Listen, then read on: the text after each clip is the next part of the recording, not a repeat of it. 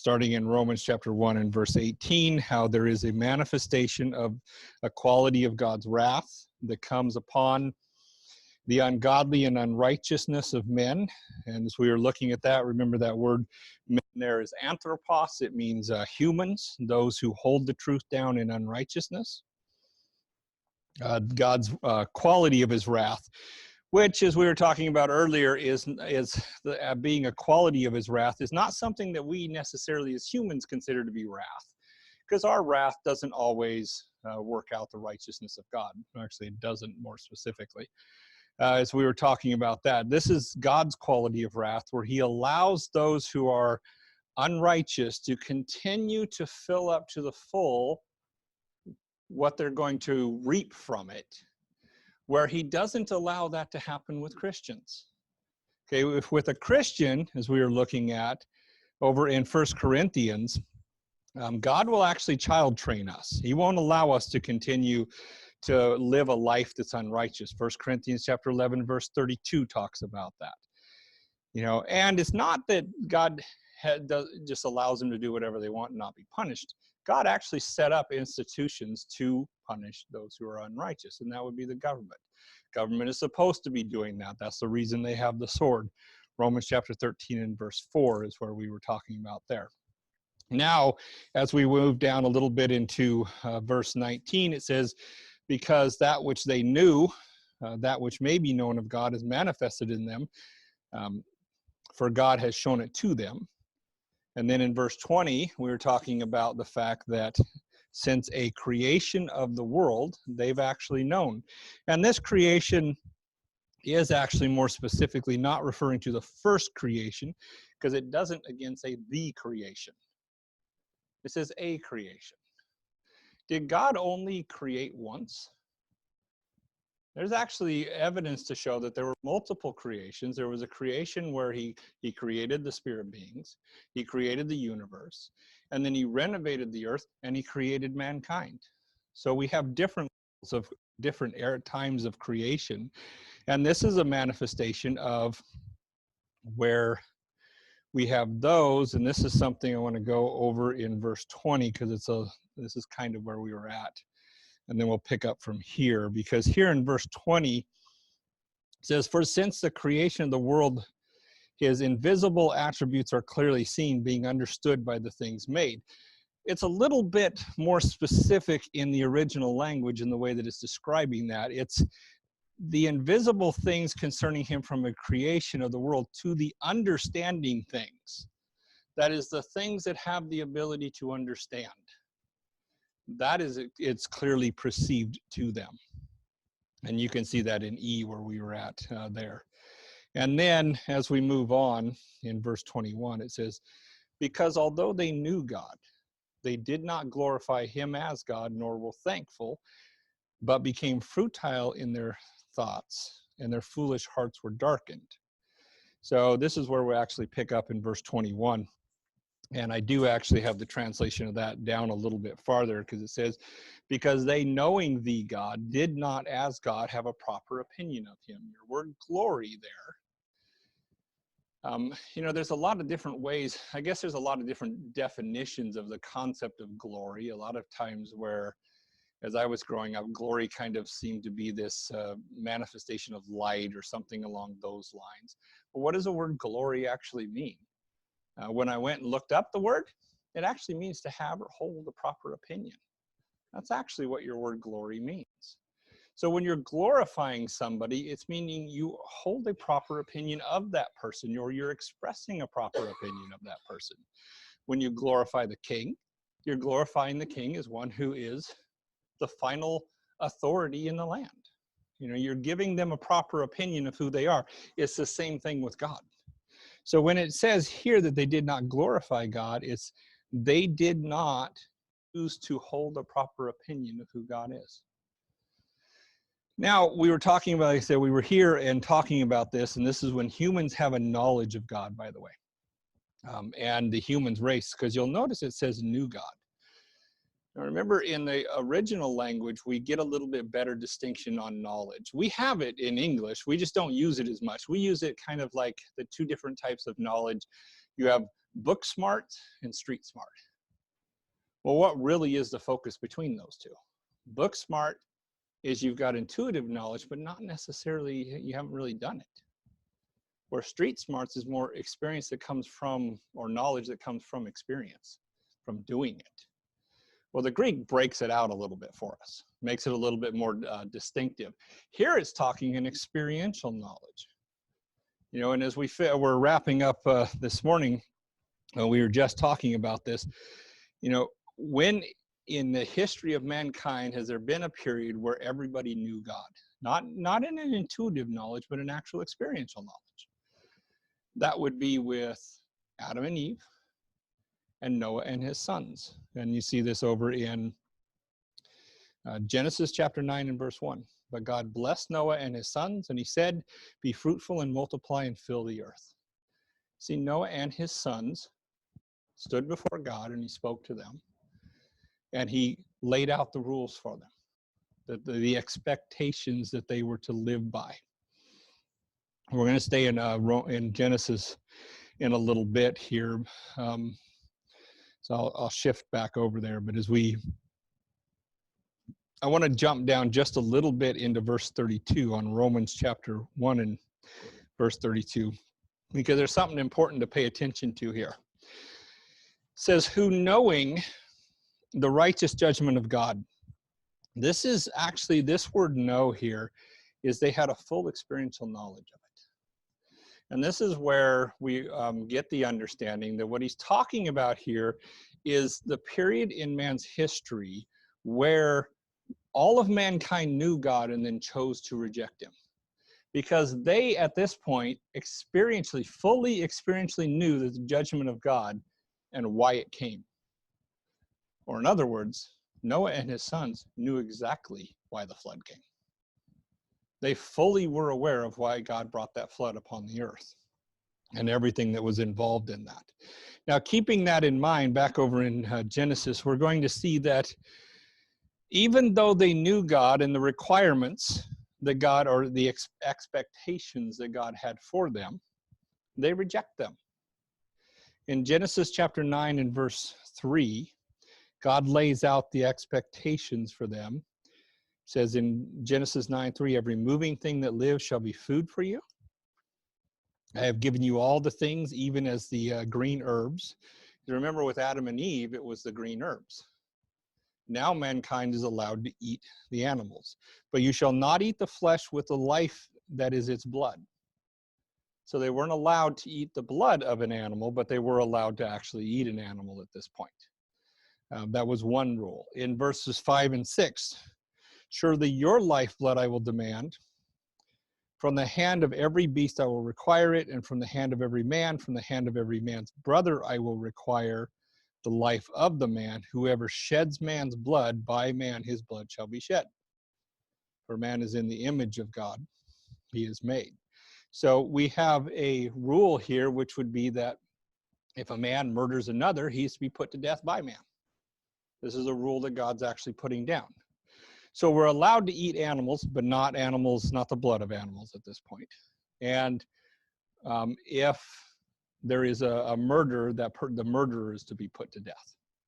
Then in verse 7, he says, as for you, be fruitful and multiply. This word, let's see, our multiply, actually, that's multiply there. Bring forth abundantly. Let me see if I've got, because it's interesting here. He says, I guess it's where we have this bring forth term here. Yes, okay. It actually, he uses the word swarm, but we don't really get that in the English. It's kind of funny. It's in the Hebrew here. But he says, and swarm across the earth. Is that when he says bring forth abundance in the earth, he's talking about swarming across the earth. They were to spread out and take over the earth at this point. You know, that was an expectation of them. Where did mankind fail at this point? Over in Genesis chapter 10, and starting in verse 8, we have Or, well, let's try that again. Here we go, verse 8. We run into Nimrod. Nimrod was a man who, we have to translate this correctly because many of our translations don't, well, they make it sound like it's a good thing, is what they make it sound like in our translations. But it's actually not a good thing when you go in and you follow the meaning of the word. Because here it says, Cush begot Nimrod. He began to be a mighty one on the earth. This word mighty here is actually one who has authority. It's a particular term that's not talking about strength, like being really strong. It's talking about somebody who has a higher level of authority. And he was not a mighty hunter, as the way they described it here. It actually literally in the Hebrew says, a hunter of mighty ones. It's the other way around. And you can, it's hard, I know, to see it in the Hebrew. Because of the way that it's expressed. He says a mighty, and actually, by the way, and you can kind of see it here, remember, Hebrew is easy to read if you read it backwards. No, not really, because we do go this way. Mighty and your word hunter. And the way that these are described together, it's always the second one that's taken. So he's a hunter of mighty ones. He's a hunter of ones who have authority. Now you do have to follow this word gavar back to figure out how that's actually used. That's your word for mighty there. How it's actually used in the expression and why it's so important that it's put here. Now, if he's a hunter of mighty ones, and mighty ones means those who are in authority, what are you doing if you're hunting something?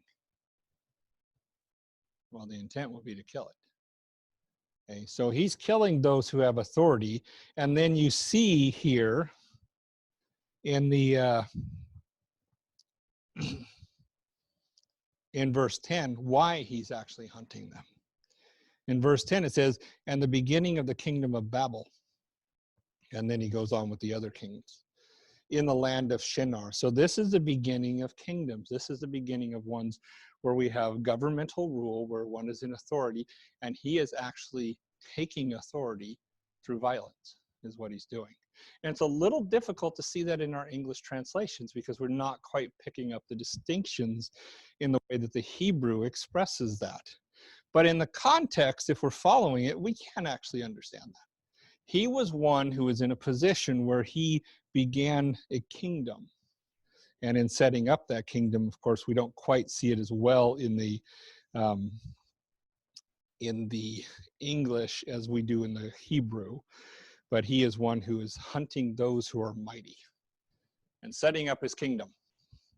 That was in contrast to the law, wasn't it? What was the standard God put? If a man kills a man, he is to be killed by men. Okay. There was not a justification for what he was doing there. And then as we move down into verse 11 or chapter 11, so we're going to go into Genesis chapter 11 here. Now we're going to get a little bit more information on the swarming part and the fact that mankind decided they didn't want to swarm across the earth. Genesis chapter 11 and verse 3. Then they said to one another, come, let us make bricks and bake them thoroughly. They had bricks for stones and they had asphalt for mortar. Asphalt, well, actually, that's just tar. Not really, I'm pretty sure they didn't have asphalt back then, but it's just a tar, a slimy type of tar. And they said, come, let us build ourselves a city and a tower whose top is, the kind of interesting translations here. I'm going to have to pull this one out because it's kind of important to pay attention to what's going on.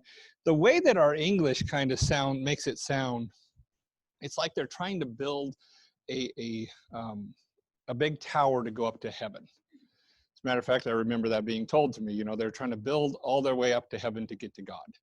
But actually, that's not what the Hebrew is saying here.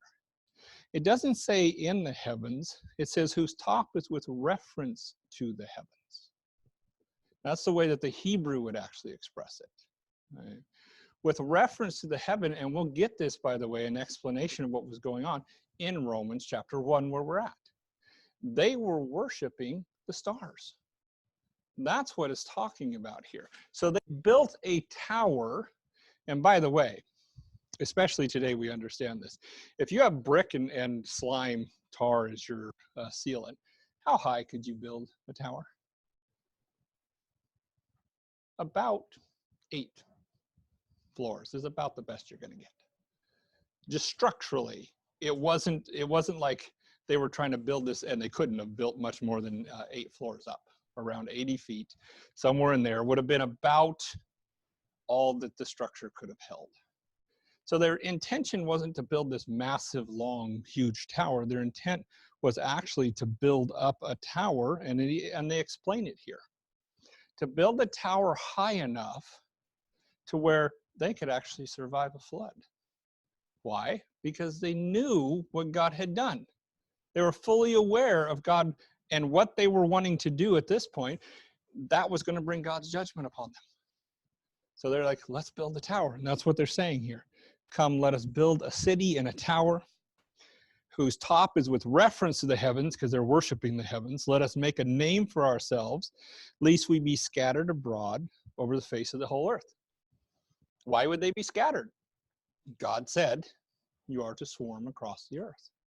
You are to be scattered. So there's in direct contrast to what God instructed them to do. But the Lord came down to the city and the tower which was built. And then, of course, here we have him mixing up the languages at this point. So they ultimately reject God and they begin to start worshiping creation. Now we have to jump back over into Romans chapter 1 to begin to understand this and what's going on. In Romans chapter 1 and verse 21 is where we're at right now. So in Romans 1:21 it says here, because they, knowing thee, God, so they had an experiential knowledge of God, but they chose not to, that's your word glory, they chose not to hold a proper opinion of him, and were not thankful. They weren't thankful for what he had done, but were rendered worthless in their reasonings. So this futile in their thoughts, this word thoughts actually is not, it's not the thoughts that we would think of as something that you're thinking about. This is a particular word that means to thoroughly, it actually comes from thorough, and word, logizomai, has more of a logical type of a term. So it would be better to actually translate it as your reasonings. Not just your thoughts, but the reasonings that you actually produce from those thoughts. It's a little bit more specific in the way that it's being described here. So they were rendered worthless. That is, there's no value to the end result of their logics, of their reasonings, and their foolish hearts were caused to be darkened. A heart that is caused to be darkened is something that can't see the light, can't see the truth. Okay. Affirming to be wise, they became foolish. So they consider, now this word professing is actually your word a little bit better translated as affirming. It's not an outward type of an expression. It's more like a claim or an affirmation. To say profess, we actually have a good Greek word for like professing, like you're saying something. This is more like somebody who, they're claiming to be wise. They have wisdom. Remember what wisdom is. Wisdom is a proper use of knowledge, is what it is. Okay. So they're saying, well, we know this, and we are wise in the way that we use it. Well, wise in what way? Well, they don't want God. They don't want to be thankful for God or what he's done. They don't want to hold a proper opinion of him. And in verse 23, it tells us what they did. In verse 23, here it says, exchanging the proper opinion of God with the image like man, birds, four-footed animals, and crawling things. So this is where we begin to see mankind rejecting God and starting to worship creation.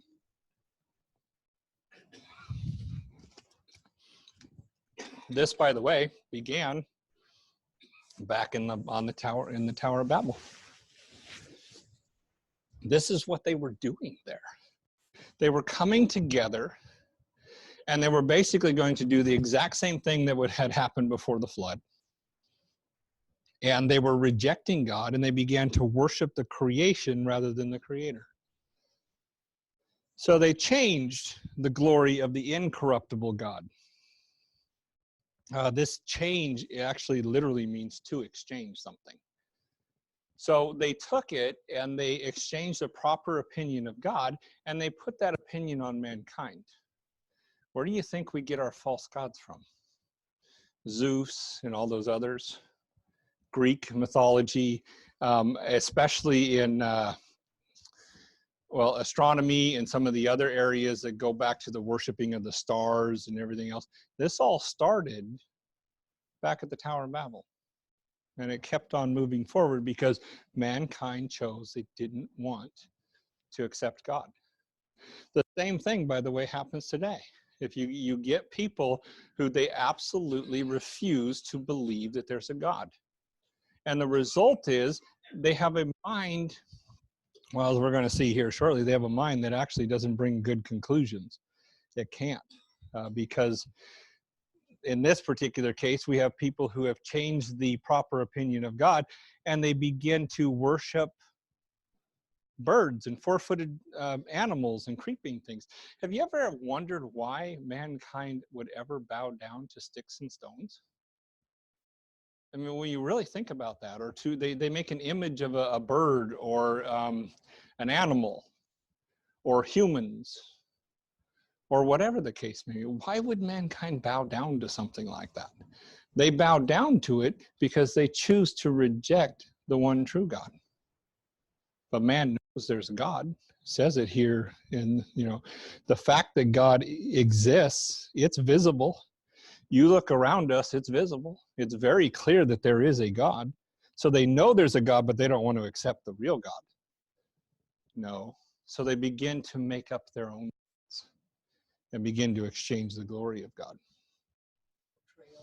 In their portrayal, yes, the Egyptians were really good at that, where they began to pervert natural things, and they began to put humans and bird with a human body, bird head, other things along those lines. And I don't think so, because there wasn't an intention to pervert it in that way. It was more to corrupt the seed of it. But, Scripture doesn't give us a whole lot of information except for the giants or the Nephilim. That's the only manifestation we actually see as a result of angels trying to come down, more specifically demons, trying to come down and pervert or corrupt the seed of mankind. It doesn't really describe like animals being corrupted in that way. Scripture doesn't describe it that way. It's not like before the flood we see an animal with a horse's body and a man's upper part. There's nothing in Scripture. That's completely mythology. There's no evidence of that at all. I think, and like with the Egyptians, it's just their imagination. They just took these parts that they knew and they put them together. And then they make their God. And they worship their God because they don't want what the real God wants for them. They want to worship, as a matter of fact, idolatry. Colossians talks about that. Idolatry actually is covetousness. You want what somebody else has, and God's not going to give it to you because it doesn't belong to you. So I'm going to go make up my own God, and he's going to say it's okay for me to go take it.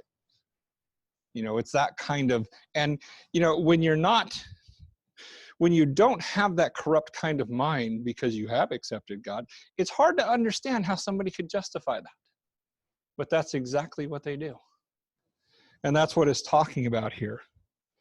Because their reasonings became futile, and their hearts, now remember, the heart of a person, it's not talking about, in English, in our concept, when we think of heart, we think of the thing beating in our chest. In Greek, it's the center of a person. What makes you different from me? You are an individual. Now, we all have a body, and we all have a body that's made up of the same thing. You know, we all have a spirit and a soul. We have an emotional part, we have a rational part, but there's an individuality to each of us. And that person, who you are, that actually resides within the heart. The heart, when Scripture describes it, what Scripture describes a heart as, is the center of a person, where you make your decisions from.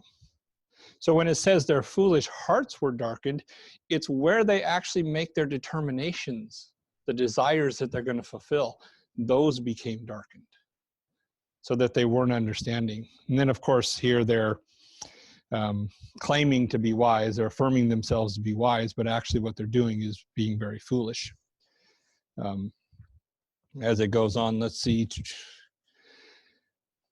So their foolish hearts were darkened, and then in verse 23 it goes on and it says, and exchanged the glory of an incorruptible God to the image of, and this word image here is your icon term, where you get an image from corruptible man, and you could also say corruptible humans because it's anthropos, four-footed animals, creeping things, and everything else. And then 24, therefore, as a result of their choice to reject God, God then, in their exchanging, wherefore God handed them over in the desires of their hearts unto uncleanliness, to dishonor among themselves, to dishonor their bodies among themselves.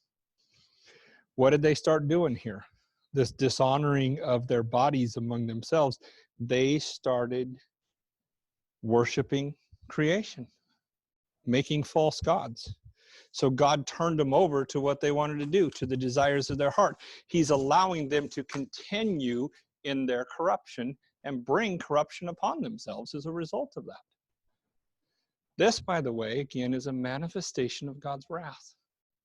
He's letting them reap the full result of what they deserve. They commit unclean acts, dishonoring their bodies among themselves in Romans chapter 1 and verse 24. And then in verse 25, they exchange the truth of God for the lie. I do like the fact that they picked this up this time. There's an article there.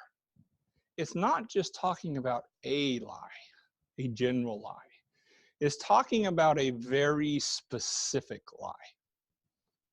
Because it says the lie, who exchanged the truth of God for the lie. Let's see.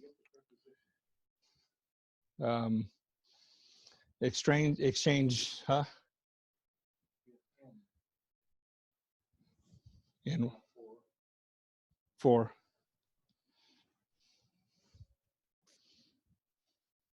Well, in this case, yes, it is in, but in is in a dative sense. I'm going to get all technical. Careful.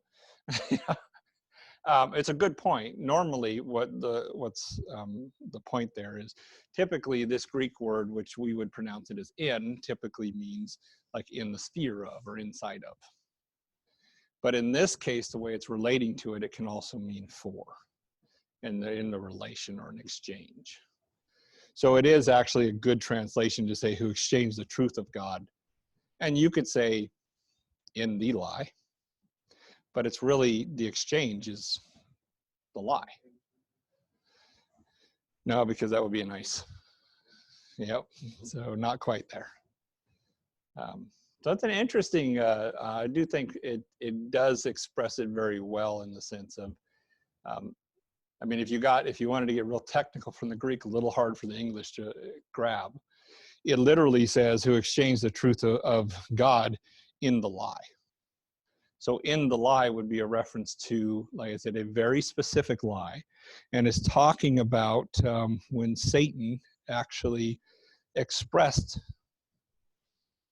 well, it's actually talking about Satan and the lie that he actually was peddling. Remember what the lie, the lie he was peddling? Independence from God. That's what he was actually peddling. That's what they're doing. Oh, we can be independent from God. We don't need God. We can make our own way. So they exchanged the truth of God and decided, oh no, we're gonna do it ourselves. And we see this in a couple of different areas. Number one, the lie. Let's go over to John chapter 8 and verse 44. In John chapter 8 and verse 44, it says, "You are the father of the lie." And here it actually, "You are of your father, the devil, and the desire of your fathers are you want to do. He was a murderer from the beginning and does not stand in the truth because there is no truth in him. When he speaks, let me make sure it's not just a lie. When he speaks the lie. It's not a lie, it's the lie. He speaks a very specific thing. He speaks of his own, for he is a liar and the father of it." And again, it's the lie. It's independence from God. That's what Satan was actually doing. Let's go over to Ezekiel and find out what exactly he was doing. Over in Ezekiel chapter 28, here we get an example. Well, this is not just an example, it's a specific statement. Here he's talking about Satan. And I want to back up a little bit here to get some context so we understand who he's referring to, because there's a lot going on in this passage. Now here in verse 12, when he says, "Son of man, take up a lamentation to the king of Tyre and say to him, thus says the Lord." Now, when he's referring to the king of Tyre here, he's referring to the spirit being behind the king of Tyre. And we understand that because some of the things he's going to say, they don't relate to an actual person. He's talking to Lucifer. He says, "You were the seal of perfection, full of wisdom and perfect in beauty." Satan was the pinnacle, more I should say Lucifer, because this is before he was actually Satan. Lucifer was the pinnacle of God's creation. He was the top. He was the best. That's what it's saying here. You were in Eden, the garden of God. Now, the king of Tyre had never been in Eden. So here we get an understanding, okay. And he doesn't say you were in the Garden of Eden. He says you were in Eden, the garden of God. There's a distinction between those two. Because actually, this is where Satan used to rule. And then it describes the garden, every precious stone. So it's a stone garden. And it goes through the different types of precious stones and the gold. The workmanship of your trembles and pipes were prepared for you in the day you were created. This talks about that Lucifer is a musical creature. He inherently has ability to produce music, which is quite interesting. You were an anointed cherub. This actually tells us what Lucifer was. You know, so often today we get, that Satan is an angel. He's a fallen angel. He's not an angel. Satan is a cherub. A cherub is of a higher level of a created being than an angel is. Or there's tiers of spirit beings. There's angels, there's seraphim, and then there's cherubs. And he was the pinnacle. He was the top. He was the best of the best. Okay? And got a head on himself because of that. And then decided he was going to be God. He was going to be like God, I should say. I established you. You were in the holy mountain of God. The holy mountain of God refers to the government of God. And walking in the fiery stones. You were perfect in the day you were created, until this word iniquity means perversity was found in you. And then here in verse 16 is really where I want to get to. For the abundance of your trade. This word trade is what he was peddling. So he's peddling something to people, more specifically to other spirit beings. So by the abundance of your trade, you became filled with violence within, and you sinned. Therefore, I cast you out as a profane thing out of the mountain of God, and I destroyed you, O cherub, or covering cherub, from the midst of the fiery stones. So this, of course, is describing in the context here what happened on the earth. And I know this is like a really big topic. I really like this topic, actually, because it's really good to understand. You know, why in Genesis chapter 1 do we have the creation of the earth? And then in Genesis, just shortly thereafter, the earth is actually found. I'm opening it, so I'm going to go there because I'm opening it. So in the beginning, actually it says in a beginning, God created the heavens and the earth. He created them out of nothing, the heavens and the earth. So he's talking about the creation of the universe and the creation of earth. And then the earth was without form and void, and darkness was upon the face of the earth, and the deep, or the spirit of the face of the deep, and the Spirit of God was hovering over the face of the waters. Something happened between verse 1 and verse 2. Now, we don't understand that without Ezekiel and Isaiah, that there was something that happened. Where did God say that Satan, the anointed cherub, was? He was in Eden. What does God call earth? Eden. He says, I'm going to make a garden in Eden to put man. Okay, this is, we're standing on Eden. He was here. It describes the fact that he was in a garden of stones, more specifically, precious stones. What happens to precious stones when you put light through them? It illuminates the light. It makes it a lot more, well, if they're really good stones, it makes it beautiful. So that was the kind of garden that he was actually in. And there's a few things, granted, I'm not, this isn't actually specifically the topic we're on, but it's still a good one, because there's a few things in here that really help us understand. When he says without form and void, he's talking about the fact that there's no land. It's not talking about a ball of gas. This form and void, it actually literally means a place that is desolate like a desert. That's actually the term that's used here. So there's actual, there's water over the face of the earth at this point, and the without form is there is nothing solid. It's all moving around, and that's the fact that there's water there. And darkness was, where was darkness? It was on the face of the deep. It doesn't say darkness existed in the universe at this point. It says, take it for what it says. Darkness was on the face of the deep. The face of the deep is down underneath the water. On where the land would be, that's where darkness actually was. Why is there darkness down there? Lucifer, in his when his throne, was in a rock garden. If you have no light, you can't use the precious stones to manifest your light. And that's what Lucifer was actually doing. We'll get into another passage where he talks about that also. So, and then the spirit hovering, this word hovering actually means to brood over. It's the same term that is used of an eagle brooding over her young. There's a protection. This isn't just like he was, you know, la la la, wandering around the earth, checking it out. This is a very specific term. He was protecting it. Why? He wasn't permitting Lucifer back on it. And Lucifer fell. Lucifer fell because he chose to go against God, thinking that he was so beautiful that he should actually be the fourth member of the Trinity, is really what he wanted to be. He didn't want to take God's position. This is what was in Satan's heart. Isaiah chapter 14, starting in verse 13.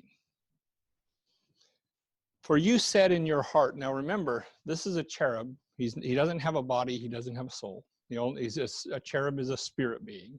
Spirit beings are ones who are rational. It's a rational part of us. Okay. So he said in your heart, I will ascend into heaven. Actually, he says, I will ascend into the heaven. He doesn't just say heaven, he says the. The Hebrew actually has an article there.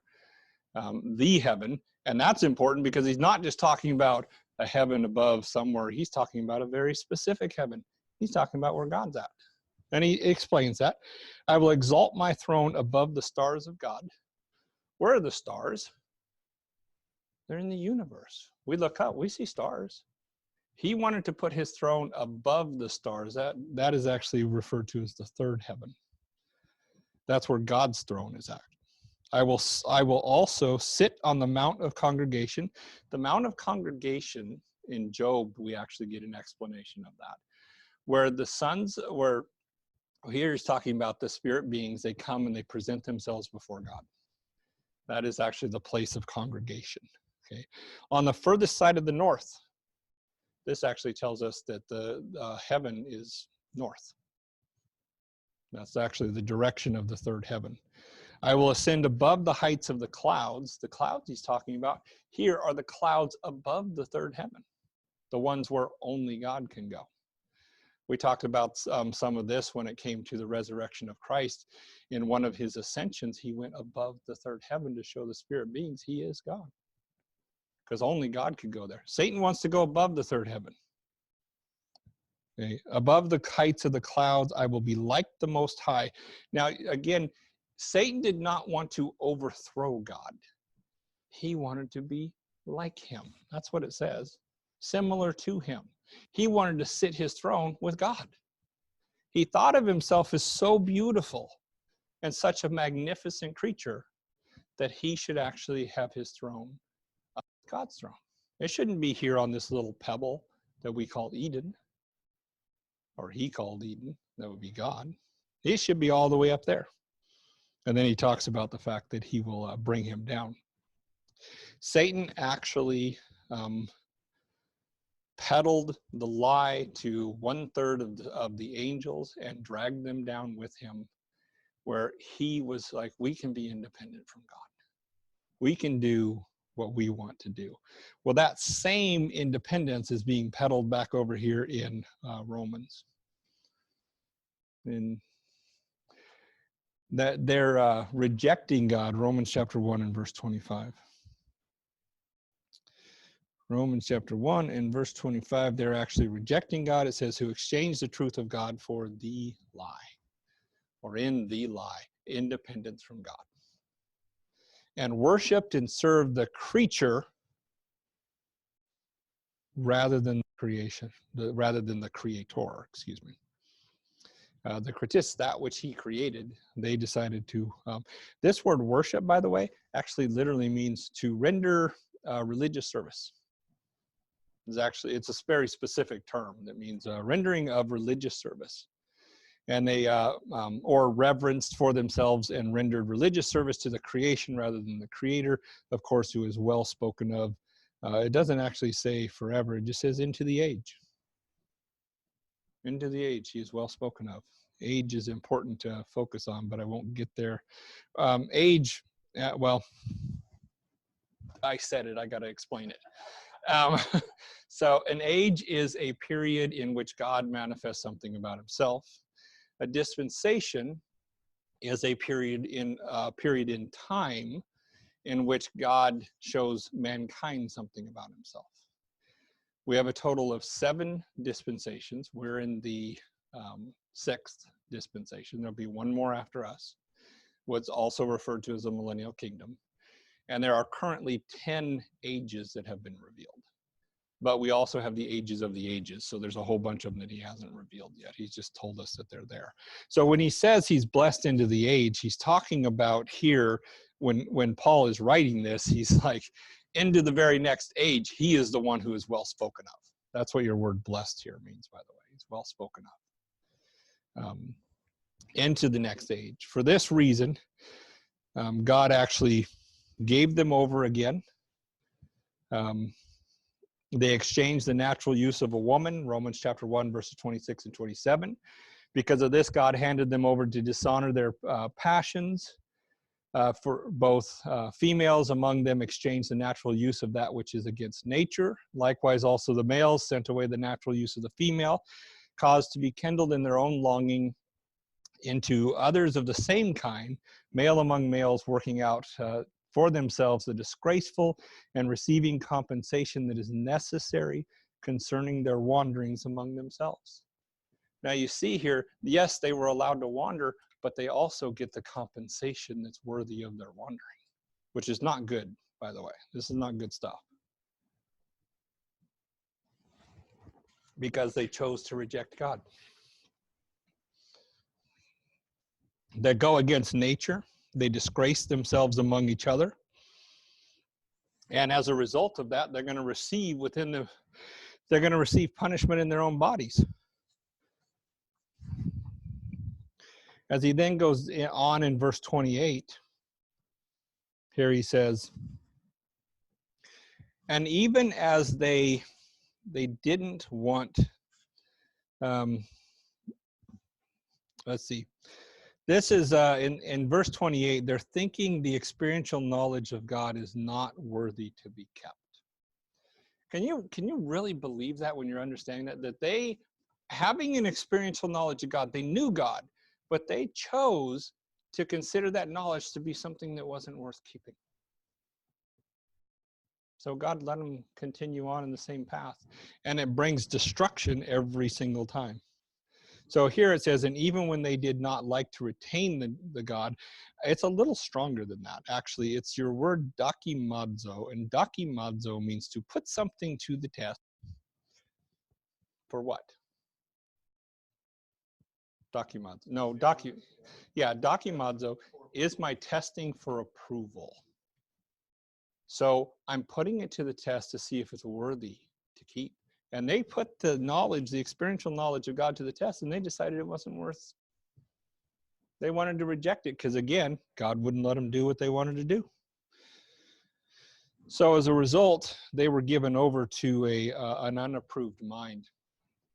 And we'll have to get into the unapproved mind a little bit later, or next week, God willing. Because it talks about the fact that they were given over to an unapproved mind. And an unapproved mind, this debased term, this is your same word, dokimazo, and it means when it's put to the test, it fails. It's not worthy. It's a bad mind. It also talks about, as it's going on then in verse 29, and this is where we'll start getting a specific definition of unrighteousness. Right here, in the way that the Greek is actually expressed here, we should, and it would help us understand this a little better. Here, you would actually want to put a full colon, because what comes after this is actually an explanation of the word unrighteous. And so as we go through this, like I said, next week we'll have some time to go through that.